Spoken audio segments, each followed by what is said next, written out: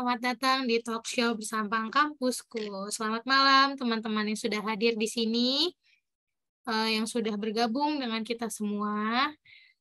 Selamat malam juga untuk eh, narasumber kita, ada Kak Melisa di sini. Halo Kak Melisa. Halo, Ya, oke. Sebelumnya, perkenalkan saya Indira Asri Damayanti. Saya merupakan selaku moderator yang akan memandu acara ini. Sebelumnya, di sini kita akan membawakan tema bisnis sambil kuliah emang bisa yang diadakan oleh kampusku. Terima kasih untuk teman-teman yang sudah bergabung bersama kita.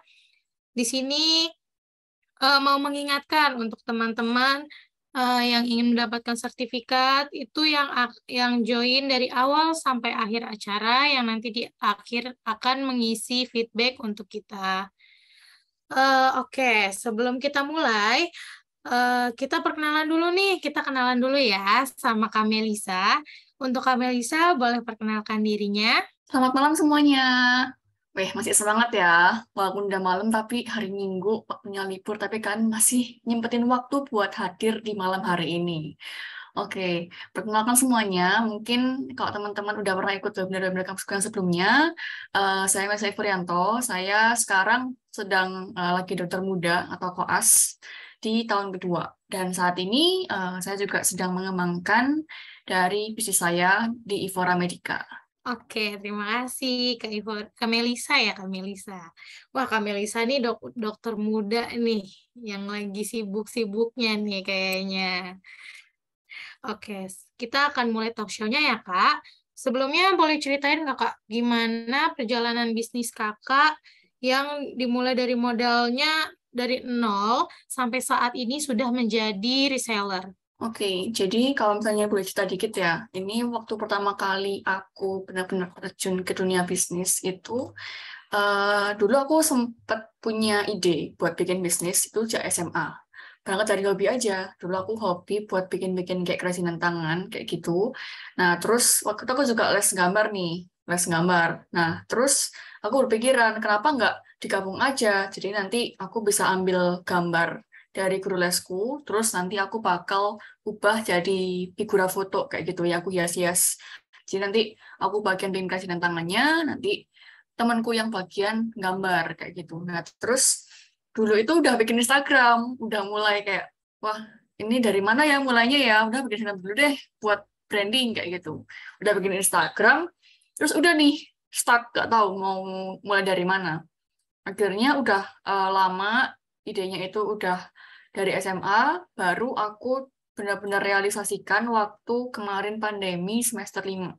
Jadi waktu kemarin pandemi 2020, itu waktu itu aku masih semester 5, itu aku ngerasa karena adanya pandemi, di mana akhirnya harus kuliah di rumah gitu ya, kuliah online, akhirnya jadi punya banyak waktu lebih buat ngerjain hal-hal yang aku mau. Nah, di situ aku juga terpacu karena mulai booming di TikTok banyak usaha-usaha baru kayak misalnya orang-orang tuh jualan apa lip gloss itu kan yang dulu sempat viral, terus crunchies, terus yang lukisan. Nah, itu aku jadi terpacu nih, kalau orang-orang lain bisa kenapa aku enggak gitu. Akhirnya aku mulai coba bikin scrap frame dan akhirnya eh, berjalan, tapi karena menurutku untuk scrap frame ini kan perlu apa ya, perlu aku sendiri yang ngerjain. Nah, sedangkan setelah aku mulai masuk koas, mulai kesibukan baru, akhirnya aku beralih ke Ivora Medica, di mana kalau misalnya di Ivora Medica itu bisa sebagian job desk aku serahkan ke orang lain. Jadi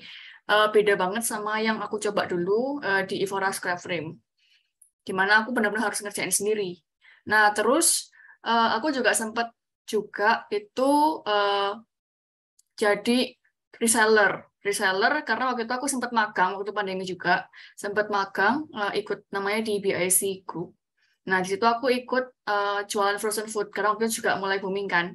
Cuma aku ngerasa kalau dari situ juga masih kurang prospek ke depannya, jadi nggak aku lanjutin. Tapi aku sudah mengalami semuanya, mulai dari reseller, jadi dropship, terus juga dari produksi sendiri.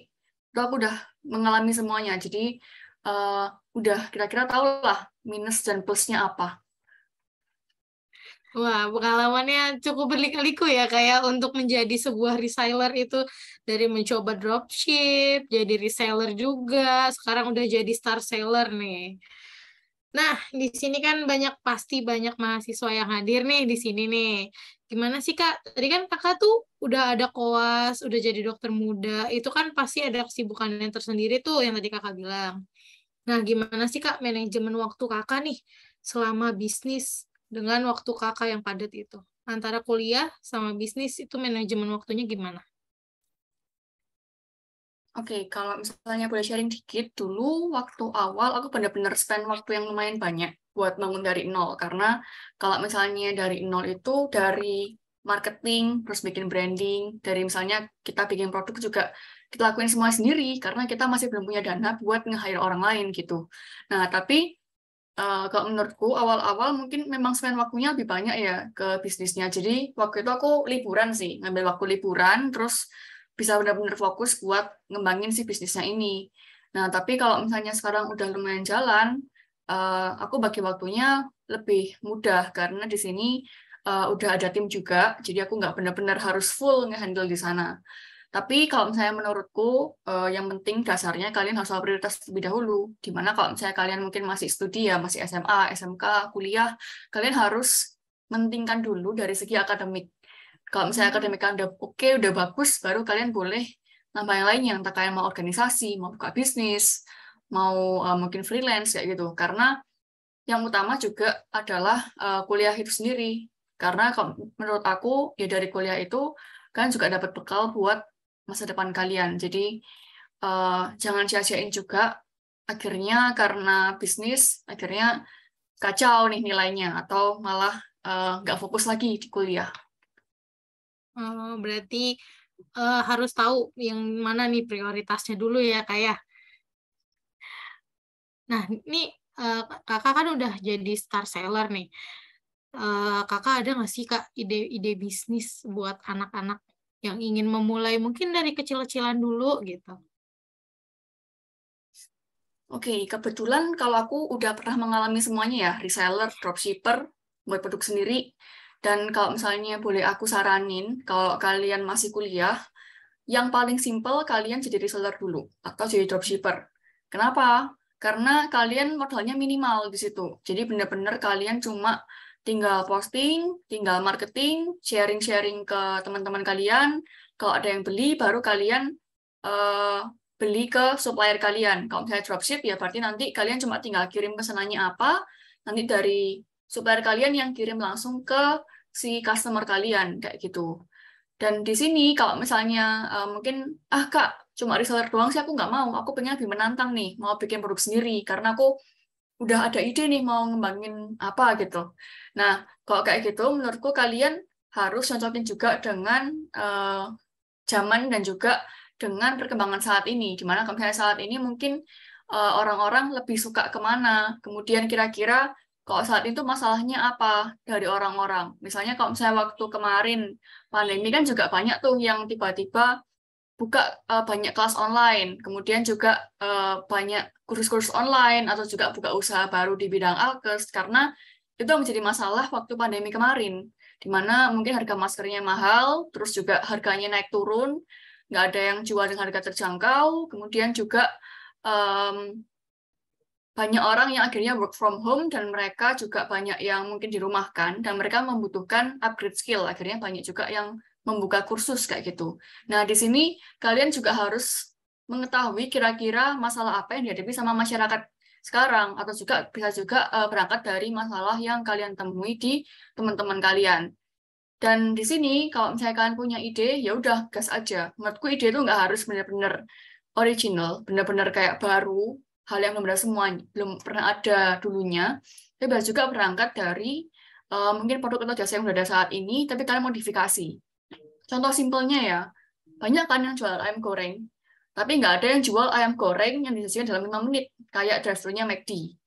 Nah, dari situ nyelesain masalah baru. Mungkin orang-orang yang sibuk atau minta yang cepat bisa langsung ke drive-thru-nya McD kayak gitu. Jadi kalian nggak perlu benar-benar original, tapi kalian bisa mengubah dari yang udah ada.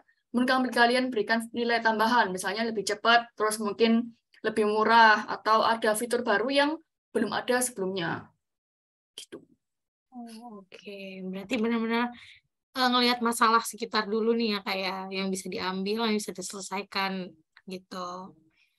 Oke, terus buat kita cara menjual produk di awal itu gimana tuh Kak? Ada tips and tricksnya nggak Kak? Oke, kalau menurutku sebenarnya ini kita juga punya kelebihan ya kalau sebagai UMKM atau mungkin masih bisnis dalam skala kecil.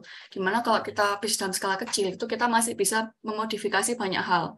Karena kalau kita melakukan perubahan juga nggak terlalu ribet, nggak perlu berkoordinasi dengan lainnya. Karena mungkin kita masih menjalankan dalam tim yang kecil. Jadi kita nggak perlu koordinasi dalam tim yang besar kayak di perusahaan gede. Kalau ada perubahan langsung harus sosialisasi ke semua orang kayak gitu. Nah di sini ada yang namanya sales funnel. Kalau teman-teman mungkin cari ya, bisa cari aja di Google, sumbernya juga banyak, atau di YouTube. Namanya sales funnel. Jadi sales funnel ini menjelaskan namanya funneling. Jadi funnel tuh kayak corong. Kalau kalian tahu corong minyak yang dulu dipakai. Nah, kayak gitu. Jadi anggapannya kalau kita mau memasarkan produk jasa kita ke customer, itu funneling. Jadi mulai dari yang pertama, kita bikin bertahap dulu. Pertama kita bikin mereka aware dulu, tahu kalau kita jualan. Jadi jangan malu ya teman-teman kalau misalnya buka buka usaha apa terus nggak mau nge-share ke teman-teman. Nah justru malah teman-teman kalian bisa nge-support kalian dan bantu supaya bisnis kalian juga semakin dikenal oleh orang-orang lain kayak gitu. Nah, terus yang kedua itu bikin yang namanya interest. Jadi kalau interest itu bikin supaya akhirnya setelah mereka tahu kalau kita jualan baju gitu ya, akhirnya mereka tertarik untuk beli baju kita kayak gitu. Nah, caranya gimana kalau interest itu? Bisa juga kalian misalnya bikin branding pakai konten-konten, kemudian juga bisa menonjolkan kira-kira apa sih yang bikin kalian unik dan kenapa orang tuh harus memilih di kalian. Di sini kalian penting banget buat cari apa sih pembeda kalian dari pesaing kalian kayak gitu. Jadi kalian bisa juga analisa kompetitor juga, analisa pesaing kalian yang ada saat ini kayak gimana, terus menambahkan kira-kira apa sih nilai yang bisa kalian tambahkan atau jadi uniknya kalian nih yang beda dari orang lain. Jadi benar-benar coba bisa didapetin di bisnis kalian kayak gitu. Terus yang step ketiga, jadi kalau misalnya orang udah tahu, udah tertarik, kita bikin mereka spike decision. Jadi supaya mereka uh, beraksi membeli produk kita kayak gitu. Kalau kalian pernah sering ini ya lihat iklan, itu semuanya kebanyakan untuk decision. Contohnya ya kalau kalian ngelihat wah diskon 50% maksimal tapi buat hari ini jam 24.00 gitu. Nah, pasti kan kalian, waduh, kalau nggak beli hari ini rugi nih, nggak jadi dapat diskon nih. Akhirnya kalian beli. Nah, itu sebenarnya salah satu strategi dari marketing, di mana mereka strategi marketingnya, kalau misalkan tertarik, saya kalian tertarik beli baju, ditulisin diskon 50% sampai maksimal jam 12 malam, kalian boro-boro langsung check out tuh pasti. Jadi benar-benar itu salah satu dari sales funnel. Kemudian yang keempat, itu gimana caranya kita menjadikan yang udah pernah beli di kita, itu jadi langganan, jadi repeat order. Karena menurutku sendiri ya, dibandingin kita nyari orang yang belum pernah beli ke kita, akhirnya jadi beli, dengan mengubah orang yang udah pernah beli di kita sekali, dua kali, jadi langganan, itu lebih mudah menjadikan orang yang udah pernah beli jadi langganan. Karena mereka udah kenal kita, udah pernah tahu produk kita apa, layanan kita kayak gimana, kemudian plusnya kita kayak gimana, dan di situ diperlukan memang jangka panjang. Jadi nggak cuma misalnya setelah beli dari kita, udah didiemin, enggak. Tapi kita kelola lagi. Misalnya kita kirim broadcast, terus kita kirimkan iklan, kita bikin konten yang menarik, yang sesuai juga dengan target pasar kita. Oke, tadi Kak kan ada analisa kompetitor tuh Kak. Nah, itu untuk analisa kompetitor ada hal-hal penting yang harus diperhatikan nggak sih Kak? Oke, jadi kalau biasanya aku analisa kompetitor ya, itu aku bakal cari yang pertama adalah pastikan potensi marketnya itu lumayan besar. Jadi anggapannya kalau barang ini nggak laku, jasa ini nggak laku, ya jangan masuk gitu loh. Karena sama aja mungkin untuk produk dan jasa ini tuh mungkin menurut kalian bagus, oke, tapi menurut masyarakat mereka masih belum bisa nerima atau mereka merasa oh ini nggak perlu kok, aku juga nggak memerlukan produk ini, nggak perlu jasa ini. Jadi perlu kalian cari dulu kira-kira kebutuhan kalian itu bisa bisa menghasilkan berapa, maksudnya bisa kejual berapa, atau mungkin kayak peminatnya berapa. Nah, terus dari situ kalau misalnya, oh kira-kira market size-nya atau kayak besaran marketnya ini lumayan besar nih, aku masih bisa ada kesempatan masuk, dan potensi aku buat masuk dari segi produkku, jasaku masih bisa masuk ke pasar itu dan laku. Yang kedua, baru kita analisa dari SWOT. Mungkin kalau teman-teman udah pernah ikut organisasi kan ada SWOT ya, jadi kayak strength-nya apa, weakness-nya apa, terus opportunity-nya apa, threats-nya apa dari para pesaing. Nah, kalau teman-teman udah tahu kira-kira weakness-nya mereka apa, kalian bisa nambahin value di situ. Jadi misalnya mereka weakness-nya misalnya, mereka itu cuma, misalnya dulu kan kelas konvensional cuma kelas offline ya. Jadi negatifnya, weakness-nya, mereka cuma kelas offline nih, masih belum mengadakan kelas yang online. Nah, di situ kalian bisa masuk memberikan opportunity baru buat kalian, yaitu memberikan misalnya online class gitu.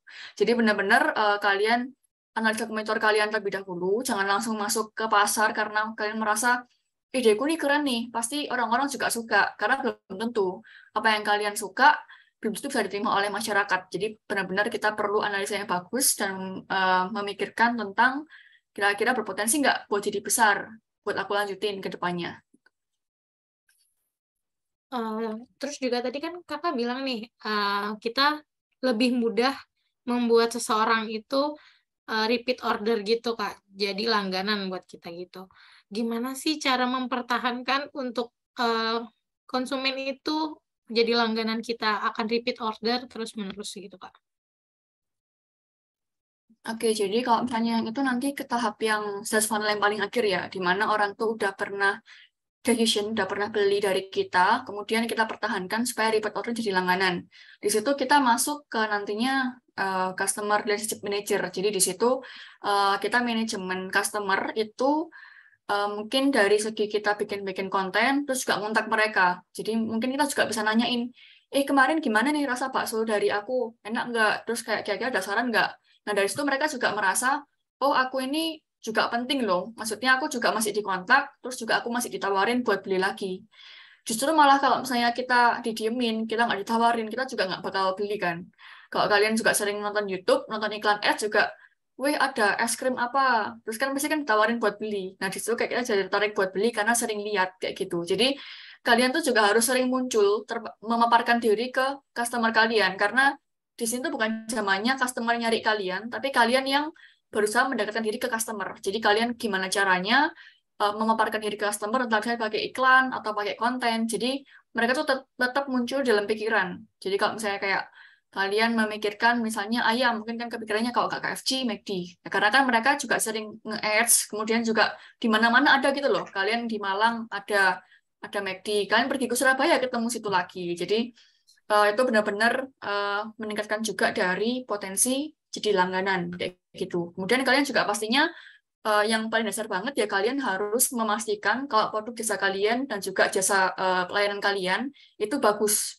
Karena sama aja kalau produk kalian bagus, pelayanannya kurang, itu juga kredibilitas kalian juga akan menurun. Jadi mereka jadi, aku dulu pernah beli di sana nih, tapi kayaknya kurang bagus di layanannya. Jadi kayaknya nggak usah beli lagi di situ gitu. Jadi benar-benar kalian tingkatkan dulu dari produk jasa kalian dan juga kredibilitas kalian supaya bisa terpercaya dengan layanan yang bagus.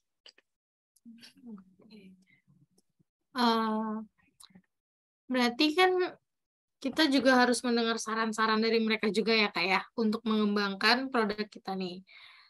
Eh, Kalau misalkan kan pasti ada banyak feedback yang masuk ke kita. Gimana cara memilih feedback-feedback yang menurut kita tuh cocok untuk perkembangan produk kita yang mungkin nanti akan disukai oleh semua orang gitu. Oke, jadi ada lagi namanya product market fit. Nah, di situ kita berusaha menyesuaikan produk dan juga jasa kita yang ada sekarang dengan keinginan dari pasar. Kalau kita dengerin semua orang, kita nggak akan ada habisnya nih. Yang satunya misalnya bilang, wah ini kayaknya warnanya kurang kurang muda nih. Yang satunya bilang, kayaknya warnanya kurang gelap deh bajunya, gitu. Akhirnya kalau kita mendengarkan kedua pihak, semua pihak kita dengarin, akhirnya kita yang pusing sendiri karena kita juga nggak akan berkembang. Jadi kalau misalnya menurutku feedback itu nggak perlu kalian dengerin semuanya, tapi kalian bisa lakuin analisa berkala. Jadi misalnya kalian tiap tiap bulan atau tiap 3 bulan kalian bikin kayak mini survei kayak gitu. Nah, terus kalau misalnya memang banyak orang yang mengatakan, misalnya yang warnanya kurang gelap, ya berarti lebih kalian ikutin yang mayoritas, karena itu permintaan mereka gitu loh. Kalau misalnya mereka misalnya bilang warnanya kurang gelap sih bajunya gitu. Nah, terus kan kita lihat ternyata yang banyak bilang ya warna bajunya kurang gelap. Berarti memang dari target pasar kita tuh lebih banyak yang prefer baju dengan warna lebih gelap kayak gitu. Jadi kita ikutin juga gimana kemauan dari mayoritas pasar, karena itu juga meningkatkan potensi untuk produk kita diterima di market. Berarti kita harus ngelihat juga ya Kak ya, mayoritas market kita tuh seperti apa gitu ya Kak. Oke. Selanjutnya ini ada beberapa pertanyaan yang sudah dikumpulkan. Yang paling banyak nih Kak ditanyain. Tadi kan Kakak sempat menyinggung juga saat awal-awal menjual produk itu kan ada rasa malu ya Kak ya. Biasanya tuh kan kalau kita punya gengsi lah ya, bisa dibilang kayak gitu. Gengsi untuk nawar-nawarin nih ke teman-teman kita atau ke orang-orang terdekat kita. Nah, gimana sih Kak cara ngatasinnya biar kita nggak malu-malu atau insecure dalam bisnis dan nawarin produk-produk kita gitu? Semuanya mengalami ya kalau kayak gini ya. Dulu aku juga kayak gitu. Bahkan aku bingung mau mulai dari mana, terus kayak mencarinya kayak gimana gitu. Nah, terus kalau misalnya menurutku semuanya itu perlu namanya usaha. Kalau motoku sendiri yang baru ini aku pegang itu have courage and just do it gitu. Pokoknya berani aja. Kadang kita tuh nggak perlu ngelihat 10 langkah ke depan atau kayak 10 tengah ke depan, tapi kita cuma perlu memulai langkah pertama dan nantinya langkah selanjutnya akan terbuka sendiri gitu. Kalau kita udah mulai langkah pertama, kita bakal tahu kira-kira arahnya kemana. Jadi nggak perlu takut buat memulai bisnis dan juga nggak perlu malu. Karena kalau kalian malu, sama aja kalian bakal kesusahan untuk memasarkan bisnis kalian. Ya karena kan yang benar-benar tahu kalian juga orang-orang terdekat. Kemudian mereka juga yang bisa membantu kalian untuk meningkatkan bisnis kalian. Kalau enggak, ya siapa lagi gitu. Selain itu juga, kalau misalnya menurutku, kalau misalnya kalian takut-takutan terus, itu sama dengan kalian nggak memberikan kesempatan buat diri kalian untuk berkembang. Anggapannya, kalau misalnya kalian nggak nyoba sekarang tuh mau kapan lagi gitu. Kalau kalian sekarang lagi kuliah, mungkin kalau dari sini kan juga karena judulnya bisnis sambil kuliah, mungkin yang datang juga banyak yang kuliah ya, masih kuliah. Kalau kalian nggak mulai dari sekarang, itu kapan lagi guys? Kalau misalnya kalian nunggu nanti kalian nikah, nunggu kalian punya anak baru mulai, terus kalian gagal, yang dampaknya tuh nggak cuma kalian, tapi juga suami kalian, istri kalian, anak kalian. Kalau kalian sekarang mulai, terus kemudian gagal, ya nggak apa-apa. Namanya juga masih belajar kan, masih explore. Dan juga ini golden time kalian gitu loh. Cuma di sini kalian juga masih mungkin dikasih dari orang tua, dan nggak perlu memikirkan kira-kira besok bisa makan nggak gitu. Jadi kalau misalnya gagal, ya udah gitu. Namanya juga masih belajar, kalian bisa explore lagi, dan jangan takut buat mencoba. Oke, berarti kita juga sebenarnya emang harus langkah pertama itu yang paling penting ya Kak ya. Karena kita untuk maju ke depan tuh kadang kita ragu, kadang kita terlalu banyak berpikir, akhirnya kita menundanya dan nggak jadi gitu. Jadi tertahan sendiri gitu. Terus Kakak dulu waktu awal-awal eh, ada motivasi tersendiri nggak sih Kak untuk jualan, untuk memulai bisnis itu sendiri gitu?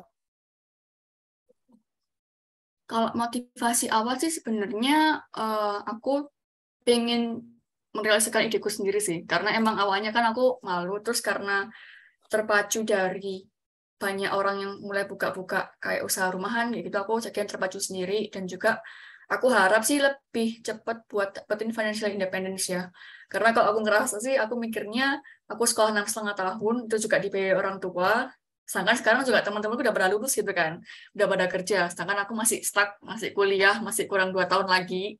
Nah, di sini aku berharap dengan aku memulai bisnis itu sendiri, akhirnya aku bisa financial independence lah. Jadi mungkin bisa membiayain kuliah sendiri, atau mungkin juga udah ada side job di mana nantinya kalau misalnya aku lulus juga udah ada pegangan. Jadi nggak cuma dari kedokterannya, tapi juga udah ada side job. Oke. Eh, terus ada pertanyaan kedua nih Kak, yang paling banyak ditanyain juga itu modal untuk awal bisnis itu tuh apa aja sih Kak? yang harus dipersiapkan di awal-awal atau nanti yang diperlukan itu apa aja? Oke, kalau menurutku modal itu nggak harus ya, karena kalau kalian daftar reseller dropship itu juga banyak yang gratis, nggak ada biaya pendaftaran, dan juga kalian kan nggak perlu nge-stock barang. Jadi biasanya udah disiapin dari foto video produknya, terus kalian tinggal nge-share, terus kalau ada pesanan kalian tinggal beli gitu. Jadi modal awal tuh menurutku nggak wajib, tapi tergantung kalian mau buka bisnis yang kayak gimana. Mungkin kalau misalnya kalian ranahnya ke arah produksi, misalnya kalian mau membuat makanan sendiri, itu juga perlu modal buat riset, mungkin riset bumbunya, riset menu masakannya gitu. Tapi kalau misalnya kalian reseller dropship, ya nggak perlu modal. Yang penting adalah yang pertama mental, karena banyak juga yang quit di tengah-tengah. Jadi udah mulai rame mungkin, terus akhirnya, waduh kok capek ya, aku kerja 24 jam terus, akhirnya berhenti di tengah. Jadi yang pertama adalah mental, karena kalian harus siap kerja ekstra, ngeluangin waktu kalian buat nonton drakor, buat jalan-jalan, buat akhirnya mikirin dan kerjain bisnis kalian, gitu. Terus juga dari segi akademik, kalau kalian masih di studi, kalian juga harus nyiapin akademik yang bagus, karena jangan sampai kuliah kalian tuh hancur gara-gara side job kalian gitu. Dan awal-awal tuh bakal susah banget sih memang, karena kalian benar-benar one man army, single fighter. Kalian bakal ngerjain branding sendiri, mungkin kalian bakal ngehubungi supplier sendiri, packing sendiri, ngirim sendiri, semuanya sendiri. Dan di situ benar-benar capek. Apalagi kadang orang terdekat kita, ya entah orang tua, keluarga, teman dekat, itu juga ada yang akhirnya nggak percaya sama mimpi kita. Kayak ngapain sih kok buka bisnis kayak gitu, nggak bakal laku gitu-gitu. Karena pertamanya aku juga kayak gitu waktu bikin scrap frame itu. Kayak emang ada yang mau beli figura figura foto kayak gitu doang, kayak ratusan ribu juga. Emang ada yang mau beli, kayak ngeluangin segitu banyak duit buat beli figura foto. Nyatanya ada gitu loh. Jadi kayak kalian validasi sendiri, jangan dengerin orang lain juga. Kalau misalnya ada yang nggak dukung kalian, ya udah hindari dulu orang itu, jangan deket-deket dulu. Karena kalian juga perlu menjaga semangat kalian. Terus juga di tengah-tengah, biasanya juga kalian bakal ngerasain mungkin marketnya lagi turun, penjualannya turun, dan kalian mulai ngerasa jenuh, ngerasa hmm, susah banget buat ngelanjutin, karena lebih gampang buat nyerah daripada ngelanjutin. Nah, di situ juga kalian mentalnya dites. Kira-kira kalian tuh benar-benar mental hustle yang benar-benar kuat, mau ngejar mimpi, atau mental-mental yang ya udahlah, aku nyerah aja di sini gitu.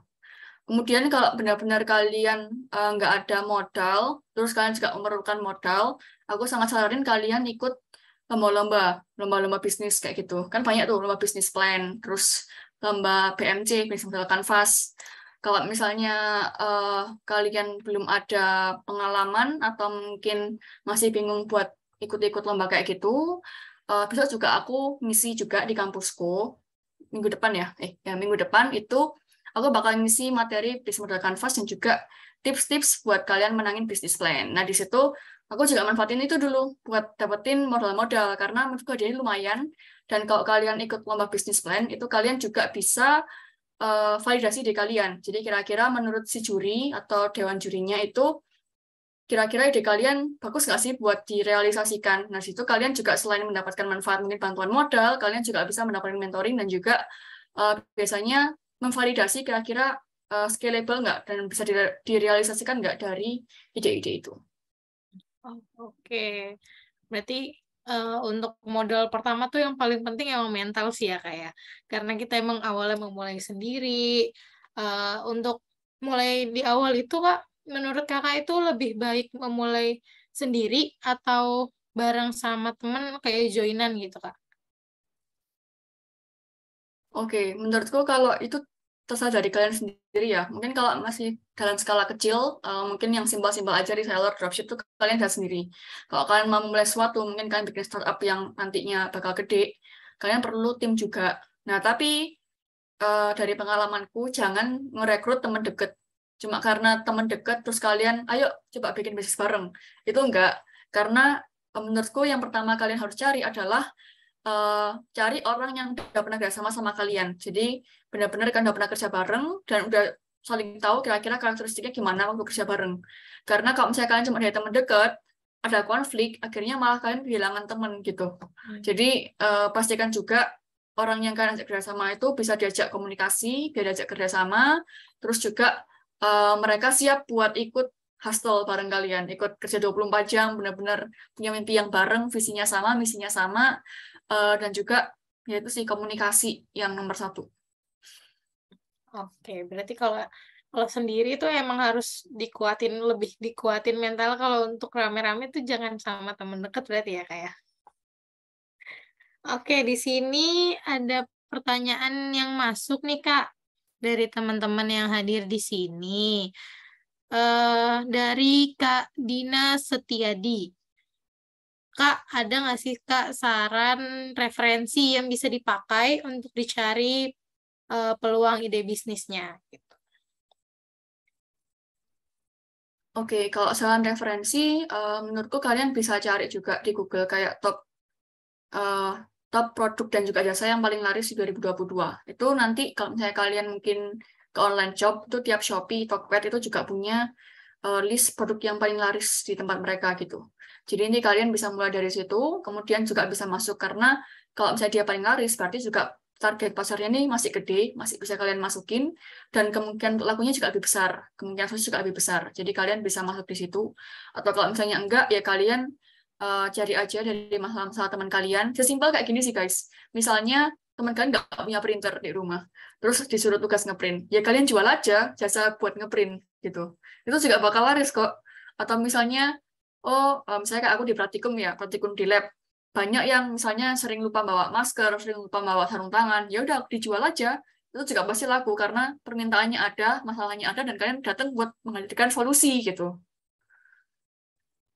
Oke, berarti kita bisa juga nyari dari internet ya kayak produk-produk yang lagi diminati saat ini. Terus ada ngelihat dari masalah-masalah sekitar yang kita mungkin bisa kasih solusinya nih tanpa tanpa perlu modal yang banyak yang bisa kita bagikan ke yang lain. Terus selanjutnya nih Kak, ada pertanyaan kedua dari Kak Riani. Kak mau tanya, saya memulai dropship sama reseller, tapi ternyata sulit untuk mendapatkan pelanggan. Menurut Kakak, apa kunci strategi dalam marketing ini, Kak? Oke, kalau buat dropship sama reseller itu pasti nggak cuma kalian ya yang jadi reseller dan juga jadi dropship. Jadi pasti pesaing itu ada. Nah, di sini kalian harus memberikan nilai tambah yang aku tadi bilang. Kalau misalnya di bisnis menggunakan Canvas itu namanya value proposition. Jadi kalian perlu cari kira-kira apa sih uniknya kalian. Mungkin kalau misalnya orang-orang lain tuh pemasarannya lewat WhatsApp aja, kemudian manual. Kalau kalian, mungkin kalian bisa masukin ke ranah marketplace di online store. Jadi kalian memberikan nilai tambah yaitu transaksinya lebih mudah. Kemudian juga ada free potongan ongkir kayak gitu. Jadi di sini kamu perlu cari juga kira-kira yang pertama dari target pasarnya itu ada nggak di tempat kamu, di daerah kamu. Karena kan kalau misalnya reseller itu kan lebih ke arah lokal dulu ya, karena pastinya juga ada reseller lain di daerah lain gitu. Jadi pastikan dulu peminatnya ada di daerah yang kamu targetkan kayak gitu. Nah, kemudian untuk yang kedua, cari nilai tambahmu apa? Mungkin dari segi pelayanan lebih cepat, kemudian mungkin kamu diskon-diskon yang lebih. Jadi mungkin di awal sih memang harus marginnya kecil ya. Jadi kita nggak bisa ngambil keuntungan banyak-banyak karena kita perlu promosi juga, dibikin orang tertarik dulu sama kita kumpulin testimoni banyak-banyak, kumpulin lebih banyak penjualan. Jadi kita punya kredibilitas di mata orang. Oh, kalau misalnya cari yang murah, bersahabat, layanannya bagus ya toko ini gitu. Jadi emang dari awal, tapi nggak apa-apa Wah, karena Nasikah. Dulu waktu SMP memulai bisnis gift box, lukis doodle untuk kado ulang tahun, tapi dia berhenti karena awal membuka bisnis itu langsung banyak yang niru usahanya. Terus mendapat kritik tentang dia nggak sosokan gambar padahal gambarnya jelek. Dan saya harus UAS dan berakhir berhenti sampai saya kuliah sekarang. Eh, Gimana cara memulai kembali bisnis yang udah lama dan tidak mudah ditiru oleh orang lain, Kak? Oke, jadi kalau menurutku masalah pertamanya itu bukan gimana mulai bisnis yang lama, tapi menurutku gimana caranya kamu bagi waktu. Karena kalau misalnya yang dulu aja sempat berhenti karena UAS dan juga berhenti karena kuliah, kira-kira masih sempat nggak buat ngelanjutin bisnis ini? Karena kalau misalnya Ini kan custom ya, berarti kayak harus benar-benar butuh kalian gitu. Jadi benar-benar yang gambar juga harus Riflah, nggak bisa juga dikasihin ke orang lain. Kita nggak bisa kayak gaji orang lain buat gambarin gitu kan. Karena uniknya tuh ya dari gambarannya kita gitu. Jadi pastiin juga udah punya waktu dulu sebelum akhirnya memulai lagi, daripada nanti akhirnya nggak dilanjutin juga karena nggak ada waktu. Jadi pastiin ada waktu dulu. Kemudian kalau misalnya benar-benar udah niat buat ngeluangin waktu lebih, buat mungkin ingin bangun dari nol lagi, uh, mulai lagi dari awal. Jadi analisa dulu komentar yang ada sekarang kayak gimana, kira-kira ada nggak sih yang usaha-usaha yang kayak gini sekarang itu, apa yang mereka tawarin? Mungkin mereka cuma nawarin gambar doang. Nah, di situ Develop bisa masuk memberikan nilai tambah yang tadi aku bilang. Entah misalnya dari gambar itu nanti selain gambarannya mungkin doodle-nya ini pakai tangan atau pakai digital gitu. Ada apa? Ada pilihannya digital atau misalnya gambar tangan. Jadi dibikin variasi. Terus juga misalnya juga bisa tuh pakai ideku yang kemarin pakai scrap frame. Jadi nggak cuma dari doodle terus sudah dikasihin ke pembelinya, tapi dikasih juga paketan sama scrap frame. Jadi selain dibikinin doodle, digabungin juga sama scrap frame. Jadi itu benar-benar unik sih. Udah custom tema, custom gambaran pakai tangan, benar-benar unik. Dan orang lain masih belum tentu bisa niru. Tapi menurutku kalau misalnya dari semua bisnis-bisnis doodle gitu ya, itu semuanya nggak saling niru kok. Karena kan stylenya beda, yang gambar juga beda. Jadi semuanya pasti punya uniknya masing-masing. Dari Rifla apa sudah menjawab? Mungkin bisa langsung on mic aja kalau misalnya ada tambahan. Oke, Terima untuk kasih Kak Arifah. jawabannya. Terima kasih Kak jawabannya, membantu sekali. Mungkin hanya itu pertanyaannya sih Kak. Terima kasih Kak. Oke, sama-sama Kak Rifla. Nanti kalau ada pertanyaan lagi, boleh ditambahkan ya di chatnya. Berarti emang manajemen waktu tuh emang penting ya kayak karena di saat kadang juga ada yang bingung mungkin ya kayak memprioritaskan pendidikan sama bisnis gitu. Di saat bisnisnya udah rame, pendidikannya juga udah mulai sibuk dan bingung nih mau baginya gimana. Kalau kakak ada saran nggak kak? Kalau manajemen waktu kakak tuh seperti apa dengan kesibukan kuliah gitu kak sama bisnis? Oke, kalau dari aku mungkin aku bakal set deadline ya. Jadi deadline-nya itu gini sih, anggapnya kalau kita deadline, misalnya kita telat ngumpulin tugas atau lupa, itu tiba-tiba ajaib gitu, biar selesai. Meskipun saya tugasnya harusnya 2 jam, terus kita lupa, hampir 10 menit baru ngerjain, tiba-tiba selesai, pasti kita bisa ngumpulin. Nah, anggapannya kita harus ngeset deadline kayak gitu. Jadi kalau misalnya kita ngeset deadline, tugasnya maksimal selesai jam 8 malam. Ya udah bener-bener jam 8 tuh harus selesai dan kalian harus maksimalin waktu. Jadi anggap aja itu benar-benar deadline kalian. Harus disiplin ya. Jadi nggak cuma kita jam 8, nanti aja deh. Itu sama aja bohong. Tapi kalau kalian benar-benar ngeset jam 8 harus selesai, mau nggak mau pasti kalian akan selesai. Karena kalian terpacu buat kayak anggapannya kayak kalian tadi, waktu kalian telat nugas, ya selesai aja kan. Karena ya itu ajaibnya kalau misalnya kita lagi telat, terus kepacu, bakal keluar adrenalin dan bakal memicu semuanya buat lebih cepat kerjanya. Emang semua itu berdasarkan dengan kepepet ya kak ya. Jadi ide-idenya muncul gitu. Oke, selanjutnya ada pertanyaan dari Kak Raka. Selamat malam, Ska. Saya izin bertanya untuk mencari informasi reseller ataupun dropshipper di mana ya? Terus untuk menentukan produk apa aja yang harus dipertimbangkan dan bagaimana cara mencari target pasarnya. Oke, jadi mungkin udah sedikit menyinggung itu ya. Jadi kalau misalnya masalah produknya apa aja, dia cari dulu ke yang diminati masyarakat sekarang. Jadi data-datanya misalnya kayak peminat, misalnya kayak baju Korea, itu ada berapa, itu ada semua kok datanya. Jadi kalian bisa cari juga misalnya di Google atau dari kompetitor lain, kalian cari kira-kira bisa terjual per bulan itu berapa produk per bulannya, kayak gitu. Kira-kira worth it nggak buat kalian masuk ke situ. Nah, kemudian kalau buat informasinya di mana, itu bisa banyak sih. Di Instagram juga ada kok, Instagram, Facebook juga banyak. Mungkin bisa cari di media sosial dulu, atau mungkin kalau misalnya kalian suka sama brand lokal atau brand tertentu, kan bisa langsung aja DM kalau kalian emang suka. Karena aku sempat kayak gitu juga, jadi aku benar-benar suka sama suatu produk, terus aku tertarik, menurutku pasarnya ada, teman-temanku juga ada yang berminat, ya udah langsung aja hubungi. Hubungi aja langsung lewat DM, lewat email. Semuanya ada jalannya kok. Yang penting kita nggak malu aja. Kalau misalnya benar-benar dirasa emang oke, ya udah langsung hubungi aja. Kalau misalnya ada balasan, ya udah kita langsung tanya-tanya tentang sistemnya kayak gimana reseller sama dropship. Nah, di situ kita juga perlu ngecek kredibilitas dari reseller sama dropshipnya. Karena dulu aku pernah sekali dropship yang frozen food itu aku ngerasa kalau si reseller, si apa suppliernya ini masih belum siap sama adanya reseller. Karena dari sistem stoknya mereka masih kurang oke. Terus kemudian aku akhirnya dapat pesanan, terus ternyata pesanannya ini nggak ada, tiba-tiba barangnya kosong. Padahal kemarin tuh aku waktu tanya, barangnya ada. Nah, itu karena manajemen stoknya mereka emang kurang bagus, sehingga menurutku mereka masih belum siap buat reseller, buat dropshipper, tapi mereka udah open kesempatan reseller. Jadi akhirnya sedikit kacau.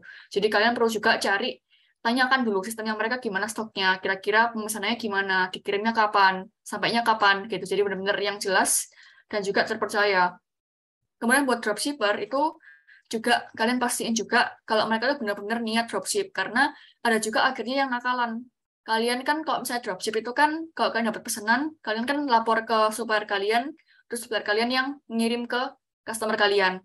Ada juga yang kadang tuh nakal gitu suppliernya. Mereka ngasih kontaknya si supplier supaya customer kalian itu diambil sama si supplier. Jadi langsung aja beli di tokonya suppliernya, nggak jadi beli di kalian.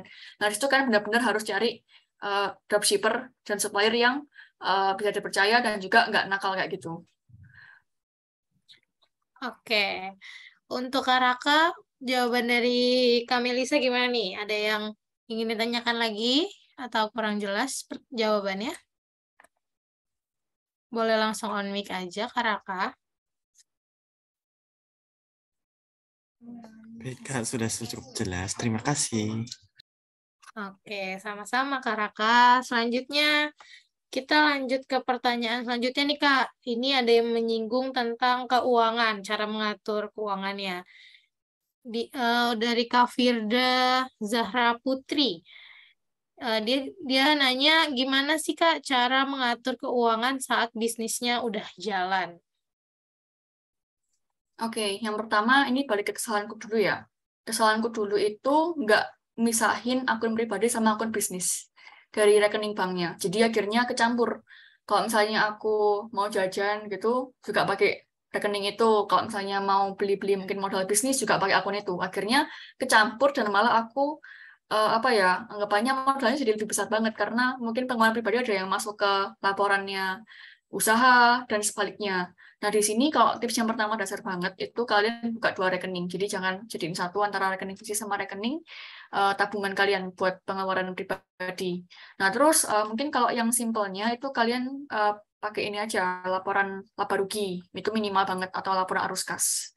Kalian bisa juga cari-cari di Google, di YouTube juga ada banyak laporan arus kas dan juga laporan laba rugi. Itu yang paling dasar banget. Jadi kalian benar-benar bisa ngitung kira-kira modal kalian berapa, terus biaya-biaya kayak biaya transport, mungkin biaya kalian untuk riset itu berapa, terus kira-kira dari penjualan kalian itu berapa, keuntungannya berapa, itu bisa kalian hitung. Jadi minimal kalian tuh tahu kira-kira masih worth it nggak buat jalanin, kira-kira rugi atau untung atau stagnan. Itu bisa kalian hitung dari laporan keuangannya. Semoga menjawab. Oke, terima kasih Kak Melisa. Untuk Kak Firda, apakah sudah menjawab dari pertanyaannya? Sudah, terima kasih. Oke. Sama-sama. Kita lanjut ya Kak ya. Untuk pertanyaan selanjutnya nih ada cukup banyak nih pertanyaan yang akan Kak Melisa jawab ya Kak ya.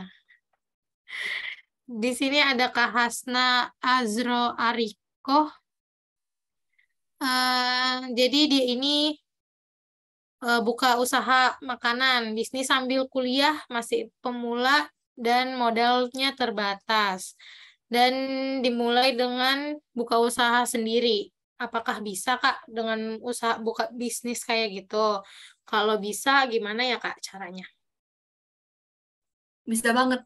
Yang tadi kalian cuma perlu mental, terus juga kalian bisa mulai dari reseller atau dropshipper. Kalau misalnya kalian memang benar-benar mau bikin yang produk sendiri dan perlu modal, ada berbagai macam sih cara dapat modal. Yang pertama dari tabungan kalian, sisihin tuh uang jajan kalian tiap bulan, misalnya nabung 200.000 gitu, buat buka usaha. Jadi jangan diambil buat jajan ya, ininya, duit dari orang tua.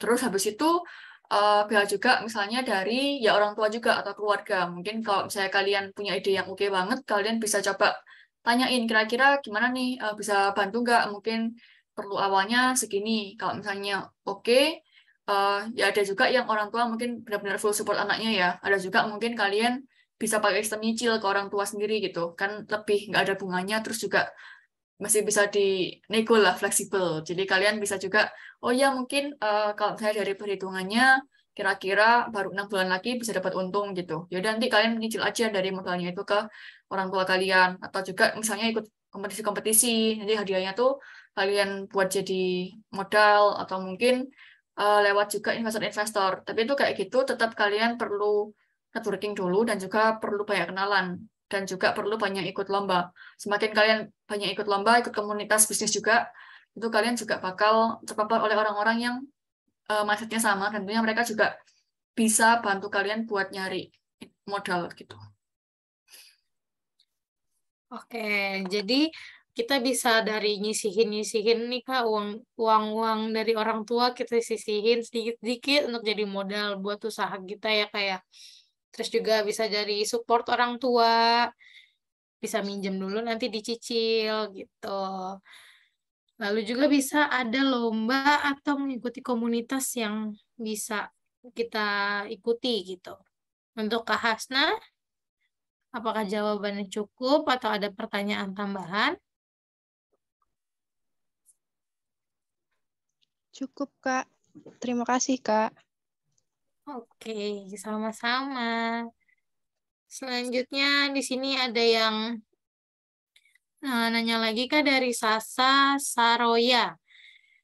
Kak, bakatku cuma nulis prosa, nggak menjual banget nih menurut Kak Sasa ini.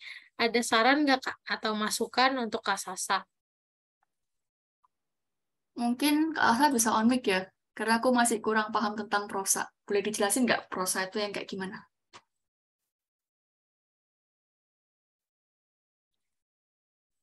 Untuk Kak Sasa boleh on mic?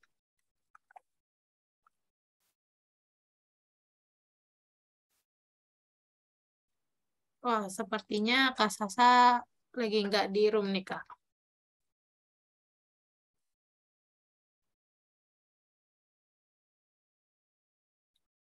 Oh iya, kayaknya udah ini ya, live ya, atau keluar ya. Iya, kayaknya udah keluar dulu atau mungkin ada gangguan sinyal kali ya Kak ya. Jadi kita lanjut dulu ke pertanyaan selanjutnya mungkin ya Kak ya. Oke, selanjutnya di sini ada pertanyaan dari Kak Nurul Amalia. Kak, dulu pernah usaha jualan nasi goreng bareng doi nih Kak. Dia usahanya berarti nggak sendiri nih Kak. Terus modalnya lumayan banyak dan gak balik modal selama 7 bulan usaha. Akhirnya berhenti usaha karena untungnya nggak seberapa.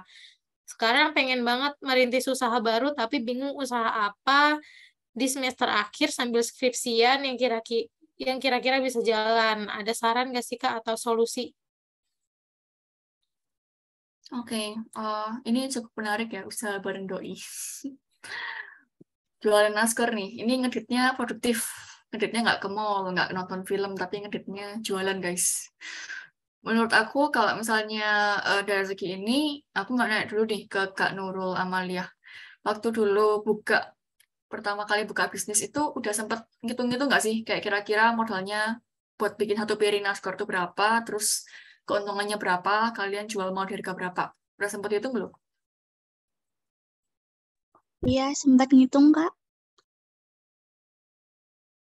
Terus kira-kira kalau menurut Kak Nurul, nggak untungnya ini karena memang dari pelanggannya sepi, atau mungkin dari bahan-bahannya ada yang rusak, akhirnya nggak bisa dijual, atau kayak gimana Kak? Boleh diceritain? Pelanggannya agak sepi sih, Kak. Berarti memang waktu 7 bulan awal itu pelanggannya masih agak sepi ya? Ini waktu kapan, kalau boleh tahu? Itu waktu awal-awal pandemi, Kak. Oke, jadi kalau misalnya menurutku sendiri itu buat Kak Nurul Amaliah ya. Mungkin kalau misalnya bukanya naskah waktu pandemi itu lihat-lihat kondisi dulu juga sih. Kan kalau misalnya waktu pandemi mungkin orang-orang lebih suka masak di rumah, terus juga jarang beli-beli. Kecuali mungkin dulu Kak Nurul bisa masuk juga ke pasar online, jadi lewat Gojek, Shopee Food, atau Grab Food. Itu bakal lebih meningkatkan juga paparan Kak Nurul ke calon pelanggan gitu. Karena mereka juga, kita balik lagi ya ke tadi segi marketing, kita juga harus ngelihat dari segi pasar, kondisi, dimana kalau misalnya mungkin pandemi orang-orang lebih prefer belinya di online, ya udah kita juga mainnya di online gitu, nyesuaiin sama market. Jangan marketing nyesuaiin kita, tapi kita yang nyesuaiin dan nyesuaiin sama target market kita kayak gimana. Nah terus kalau misalnya buat nanti usaha barunya kayak gimana, sampai skripsian, kalau misalnya memang waktunya ada, ya udah coba aja yang minim modal dulu. Mungkin kalau misalnya aku tadi sarankan kayak pemula, start aja sama dropship. Karena kalau misalnya Kak Nurul lebih ke arah produksi atau jualan kayak nasi goreng, itu lebih susah menurutku. Karena di sini kalian perlu riset, terus juga perlu quality control. Jadi kalau misalnya quality control, mungkin kalau dari segi bahannya rusak, itu juga bisa ngaruh. Gitu.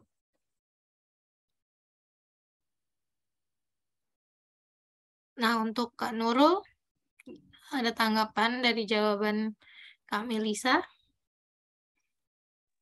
Ya, sudah cukup, Kak. Cukup jelas. Oke, terima kasih untuk sharing-sharingnya ya Kak Nurul. Nanti kalau ada pertanyaan lagi, boleh ditanyakan lagi. Teman-teman di sini masih ada yang ingin bertanya melalui chat Zoom. Kita sambil nunggu teman-teman yang mau nanya lagi nih Kak di chat Zoom.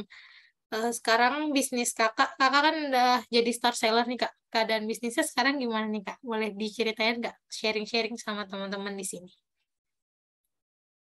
Oke, kalau sekarang sih alhamdulillah masih oke ya penjualannya. Kayak meskipun kayak COVID-nya isunya udah turun, terus juga udah mulai normal lagi, juga orang-orang udah mulai seneng keluaran, udah nggak takut COVID lagi, tapi penjualanku tetap stabil karena di sini selain aku masuk ke ranah alkes, aku juga berusaha ngembangin di tempat lain. Jadi nggak cuma di alkes, tapi juga di seragam medis dan juga di buku kedokteran. Jadi harapannya kalau misalnya andai kata benar-benar penjualan alkesnya itu turun atau udah nggak ada peminatnya, aku masih bisa survive, masih bisa meng-hire dan juga menggaji tim yang sekarang ada dengan berjualan produk lain. Jadi di sini perlu juga kalian itu lebih apa ya namanya agile. Jadi kalian nyesuaiin juga dengan kondisi pasar sekarang, terus juga peminat sekarang lebih ke arah mana gitu. Kalian juga perlu bikin plan B, plan C sebagai exit plan. Kalau misalnya kalian ternyata market kalian turun, nggak laku, kalian masih bisa survive dengan dan bisa menggaji tim yang ada gitu.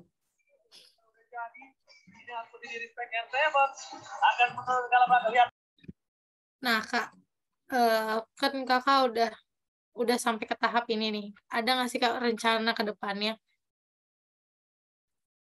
dengan bisnis kakak yang sekarang ini? Oke, kalau misalnya untuk rencana ke depannya sih masih karena mengembangkan produk baru ya.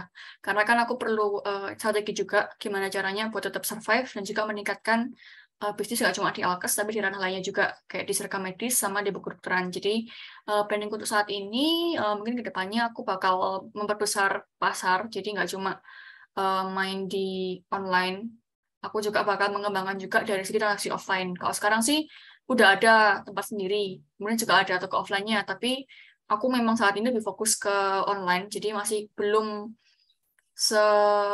menguasai target pasar yang di Malang atau yang grosir dan juga yang offline. Jadi aku bakal ngembangin ke arah offline, kemudian juga ngembangin produk-produk baru untuk nantinya dipasarkan dan ikut pasar. Karena nanti buat mengembangin produk baru itu nggak gampang loh, jadi perlu riset dulu, terus perlu penyesuaian kira-kira yang aku jual ini bakal diterima nggak di masyarakat. Gitu. Nah Kak, kan udah ada nih Kak rencana ke depannya nih. Ada nggak sih Kak cara-cara tips atau trik dari kakak nih buat nentuin rencana ke depannya gitu dari kakak?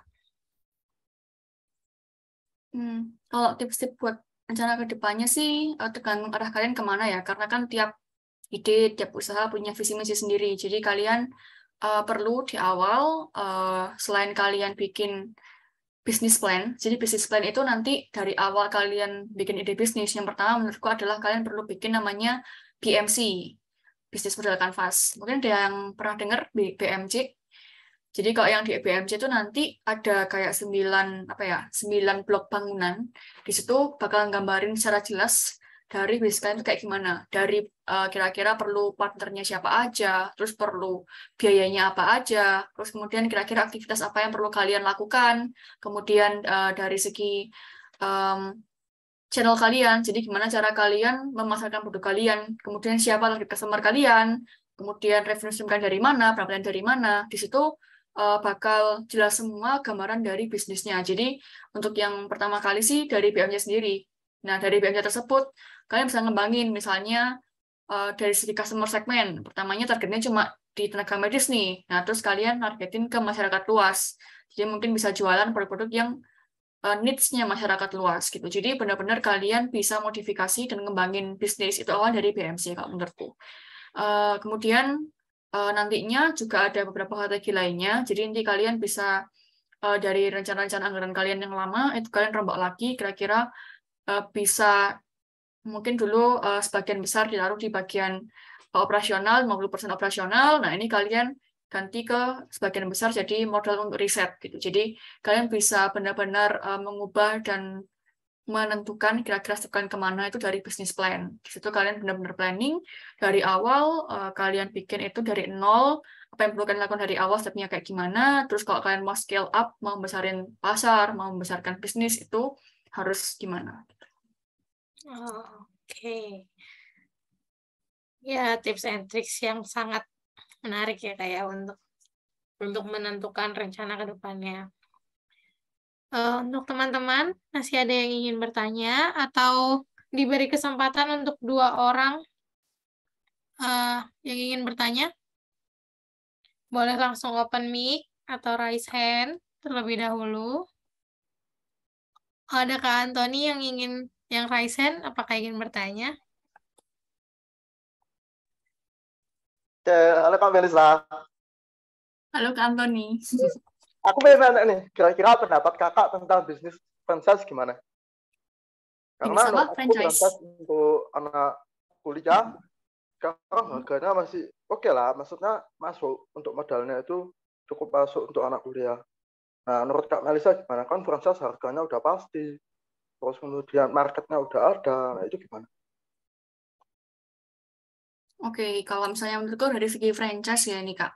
Kalau franchise itu sebenarnya bisa sih, karena cukup gampang ya. Kalian cuma tinggal benar-benar masarin sama operasional. Karena kalau franchise itu tetap perlu namanya micromanaging. Jadi benar-benar perlu juga cari mungkin yang jaga outletnya gitu. Jadi tetap kita perlu masuk di operasional. Nggak semudah yang dibayangkan juga loh franchise. Karena kalian kan di awal juga naruh modal yang lumayan besar. Kemudian juga resikonya buat gagal juga banyak. Karena kalau franchise juga sama, banyak juga yang ikut jadi franchise. Jadi franchise itu gak bakal cuma kalian, tapi juga ada orang lain yang ikut jadi franchise gitu. Nah di situ tentunya perlu ini juga ya, perlu disurvei dulu kira-kira di daerah kalian atau yang tempat kalian mau jual franchise itu bakal laku nggak dari orang-orangnya. Mungkin bisa juga dianalisis kecil-kecilan lah, pakai survei kayak gitu ke tetangga-tetangga sekitar itu kira-kira pendapatan mereka tuh berapa, terus kira-kira mereka suka nggak dengan produknya franchise ini, kemudian rela nggak ngeluarin duit segitu buat dapetin produk ini atau jasa ini gitu. Jadi perlu dari awal itu dianalisa dulu kira-kira cocok nggak kalau kita buka franchise ini di tempat ini, karena nggak semua franchise juga cocok dibuka di tempat tertentu gitu. Jadi ada demografi atau dari customer segmennya itu juga perlu dianalisa lagi. Nggak bisa langsung kayak, oh franchise ini kayaknya menjanjikan. Ya tentu saja bilangnya menjanjikan, karena kalau misalnya aku yang jual franchise juga aku pasti ngasih yang bagus-bagus gitu loh. Pasti menjanjikan nih, pasti untungnya segini nih. Nah, tapi kenyataannya nggak kayak gitu, karena tiap daerah juga punya potensi marketnya sendiri-sendiri. Jadi di sini perlu analisa lebih lanjut, kemudian juga kalau emang mau membuka franchise itu pastikan memang produknya itu bagus dulu dan juga layanannya bagus. Jadi sistemnya mereka udah bagus, mungkin dari sistem stoknya mereka untuk restock bahan baku ke kitanya juga udah oke, pengiriman udah oke, baru kita bisa masuk ke franchise. Kira-kira apa ada pertanyaan atau mau tanggapan lagi Kak Antoni? Oke, berarti kalau dari penjelasan Kak Melisa itu tergantung dengan demografinya dulu ya. Nah, kalau gitu apakah aku harus cari tempatnya dulu atau produknya dulu? Oke, kalau misalnya dari aku sendiri sih perlu dicocokkan ya. Jadi nggak ngelihat satu sisi, tapi perlu cocokkan dua-duanya. Jadi kalau misalnya mungkin kan kalau misalnya kita franchise itu kan lebih ke produknya dulu ya. Karena kan kita ngelihat oh kira-kira potensi nggak ini. Nah terus baru kita ngecek dari marketnya. Nah tapi kita perlu namanya product market fit. Nah di sini kita nyocokin antara produk sama target marketnya kita. Jadi benar-benar kira-kira sesuai nggak sih produk yang kita jual dengan market kita. Nah, untuk produk market fit ini nggak cuma sekali survei, sekali penelitian tuh langsung tuh nggak. Tapi perlu proses yang cukup panjang. Dimana kalau misalnya kira-kira karakteristik dari pengguna kita berubah, kita juga perlu adaptasi di bisnis kita. Jadi nggak cuma sekali survei kayak gitu, tapi perlu proses yang panjang untuk namanya produk market fit ini. Oke, terima kasih ya Kak. Makasih juga Kak Antoni. Oke, terima kasih Kak Antoni atas pertanyaannya dan terima kasih juga atas jawabannya Kak Melisa. Untuk teman-teman ada yang ingin bertanya lagi, boleh raise hand atau langsung open mic-nya.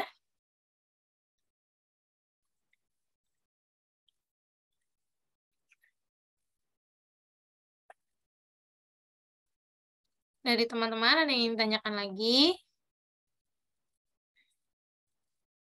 Oke, jika tidak ada yang ingin ditanyakan lagi, terima kasih untuk Kak Melisa atas waktunya. Selanjutnya akan ada promosi dari kampusku. Boleh dari Kak Antoni? Oke, udah, thank you ya. Oke, jadi dari penjelasan Kak Melisa tadi, buat teman-teman udah pasti insightful banget ya. Nah, tapi kita nggak berhenti di sana, itu cuma kulitnya doang. Nah, tapi kita harus bedah sampai ke dalam-dalamnya banget, karena bisnis itu nggak semudah itu, nggak segampang itu, nggak sesimpel kelihatannya. Dalamnya itu kalian harus tahu supaya bisnis kalian itu tetap awet. Nah, jadi Kak Melisa bakalan ngadain kan, kita bakalan ngadain bareng Kak Melisa. Itu total ada 3 pertemuan. Nah, setiap pertemuannya itu malah dari tanggal 30 sampai dengan tanggal 6 nanti. Nah, itu kalian akan bahas mulai tentang BMC itu apa, VPG itu apa, terus kemudian tentang ide and innovation. Jadi misalnya kalian belum punya ide nih pengen jualan apa, atau kalian nggak tahu Kak aku pengen dropship tapi aku nggak tahu dari mana. Nah, kalian harus ikutan kelas ini, nanti sama Kak Melisa bakalan dibedah dalamnya kayak gimana. Kalian bisa konsultasi langsung sama Kak Melisa, dan yang pasti kalau kalian beli kelas bandelnya, kalian bakalan dapat portfolio project. Kenapa sih harus punya portfolio project? Karena BMC, PPG itu sering dipakai untuk lomba. Jadi kalau kalian yang mungkin mau bisnis tapi nggak punya modal, kalian harus belajar kelas BMC ini. Karena BMC ini sering diikutkan untuk lomba perencanaan bisnis atau lomba perencanaan usaha, itu biasanya sering dipakai. Nah, kemudian kalau VPG itu value proposition canvas. Nanti Kak Melisa bakalan ajarin kalian kira-kira gimana sih cara nyari keunggulan dari bisnis yang pengen kalian jalani. Misalnya kalian pengen bisnis clothing. Nah, nanti kalian bisa cari tahu itu kira-kira keunggulan apa sih yang bisa aku berikan ke konsumenku tentang dari produk yang aku jual ke mereka. Itu. Boleh next? Oh ya, yang terakhir kalian bakalan di tanggal 6, kalian bakalan ada funnel project presentation. Jadi kalian harus mempresentasikan kira-kira nanti bisnisnya kayak gimana. Nah, ini kelas untuk BMC sama VPG. Kalau kalian misalnya pengen ikut kelasnya sendiri-sendiri, aku pengen belajar BMC-nya doang. Boleh, kalian bisa, nggak harus beli bandel, kalian bisa ikut kelasnya sendiri-sendiri. Cuman kayaknya sayang banget gitu loh kalau kalian cuma ikut satu-satu. Karena BMC, VPG, sama ide innovation ini dari satu. Kalian tuh kalau belajar tiga-tiganya ya bisa dibilang secara fundamental itu kalian udah siap banget gitu loh untuk kalian bikin usaha sendiri. Atau misalnya kalian pengen bikin startup pun, itu pun juga bisa dipakai. Nggak harus kalian harus jual produk ini, jual produk itu. Tapi kalau kalian pengen bikin startup, itu harus punya basic ini juga. Next. Nah, kebetulan karena buat kalian yang udah hadir di webinar kita malam ini, kita pengen kasih giveaway untuk 5 peserta webinar. Kalian dapat potongan 10.000 untuk 5 orang yang beruntung. Nah, itu ada beberapa syarat yang harus kalian penuhi. Nah, untuk giveaway ini cuma berlaku untuk bundle class only ya. Jadi nggak berlaku untuk kelas yang individu. Jadi misalnya ikut BMC doang atau HIPC doang, kalian nggak bisa. Kalian harus ikut yang kelas bundle. Nah, nanti kalian harus share story, terus kalian ceritakan nih, kira-kira apa sih hal menarik yang kalian dapetin dari talk show hari ini sama Kak Melisa. Kemudian itu jangan lupa tag IG-nya kampusku sama Kak Melisa di story kalian. Dan 5 cerita terbaik akan dihubungi oleh pihak kampusku supaya kalian untuk klaim hadiah kalian. Nah, jangan lupa kalian pakai template-nya ya. Template-nya bisa kalian download di intip.instastory.show. Sorry, ada salah. Yang 5 orang tadi yang share story ceritanya menarik, kalian bisa ikut kelasnya gratis. Tapi untuk yang daftar untuk hari ini sampai nanti jam 12 malam, kalian bakalan dapat potongan khusus dari kita. Gitu. Nah, tapi jangan lupa untuk syaratnya untuk yang mau ikutan giveaway kelas gratisnya, itu kalian harus share story, kemudian tag kita sama tag Kak Melisa, kemudian ceritakan sih apa sih yang bisa kalian dapetin dari talk show hari ini. Nah, untuk deadline-nya itu maksimal sampai dengan tanggal 27 ya. Atau nanti kalian nunggu informasi lebih lanjutnya di store-nya kampusku ya. Itu aja sih. Saya jangan lupa daftar ya. Daftarnya di www.kampusku.id. Kalian cari aja posternya Kak Melisa di sana. Terus langsung klik daftar, nanti langsung masuk. Langsung ada 2 pilihan linknya yang bisa dipakai. Gitu. Oke.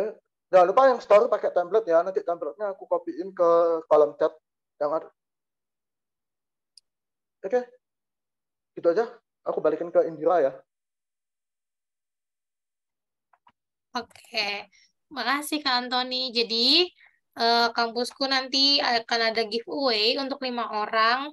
Itu nanti akan ada free tiket ya Kak ya. Nanti juga yang beli sampai hari ini, sampai jam 12, nanti akan ada potongan Rp10.000. Oke, terima kasih untuk Kak Antoni. Lalu, sebelum kita tutup nih, ada kata-kata terakhir nggak Kak dari Kak Melisa atau pesan-pesan untuk teman-teman yang ada di sini? Oke, sekali lagi aku ucapin terima kasih kepada semuanya udah rela meluangkan waktunya di hari Minggu malam-malam buat ikut sharing bisnis dan mahasiswa. Ini dengan kalian ikut talk show ini, kalian udah satu langkah buat ikut membuka bisnis bareng-bareng dan ikut mendukung ekonomi Indonesia gitu. Aku berharap nggak cuma dengan ikut talk show ini, tapi kalian juga bisa explore lagi di tempat lain, atau mungkin kalian mau ikut juga tadi webinar yang ditawarin dari kampusku, webinar lanjutan.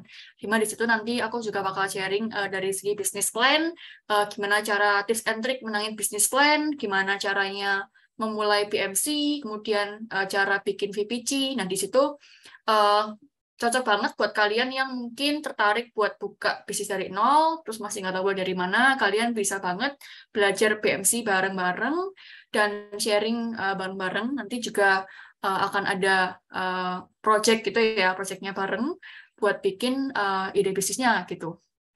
Ini lumayan banget sih, karena kampusku selain ingin untuk membuka bisnis ya, ini semi-semi sociopreneur.